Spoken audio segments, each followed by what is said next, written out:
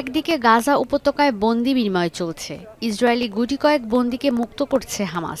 বিনিময়ে কয়েকশো ফিলিস্তিনি কারাবন্দীকে মুক্তি দিয়েছে ইসরায়েল। শনিবারও ৩ বন্দীকে মুক্ত করছে হামাস। বিপরীতে ১৮৩ জন ফিলিস্তিনিকে মুক্ত করবে ইসরায়েল। এর মধ্যেই বন্দীদের নাম প্রকাশ করেছে হামাস।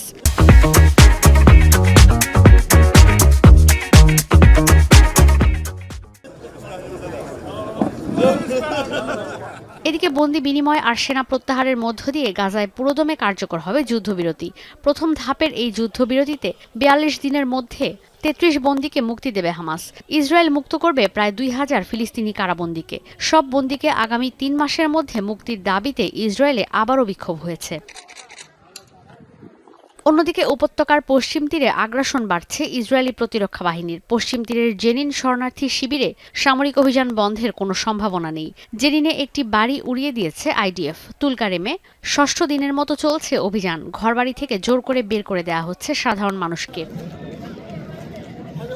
মিশরে গাজার একমাত্র প্রবেশ ও বের হওয়ার পথ রাফা ক্রসিং ৯ মাস পর প্রথমবারের মতো খুলে দেওয়া হচ্ছে স্বাস্থ্যসেবা প্রয়োজন এমন রোগীকে সরিয়ে নেওয়ার জন্য। গাজার স্বাস্থ্যসেবা ব্যবস্থা ভেঙে পড়ার পর্যায়ে পৌঁছেছে। যুক্তরাষ্ট্র সহায়তা বন্ধ করে দিলেও গাজার সহায়তা অব্যাহত রাখবে ফিলিস্তিনের শরণার্থী বিষয়ক সংস্থা UNRWA।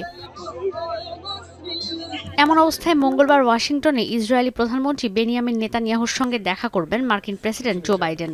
তৃতীয়বারের মতো ডোনাল্ড ট্রাম্প বলেছেন মিশর আর জর্ডান ফিলিস্তিনি শরণার্থীদের গ্রহণ করবে।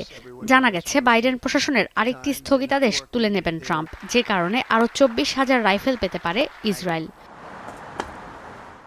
ঈশিতা ব্রহ্ম, এখন বিশ্ব।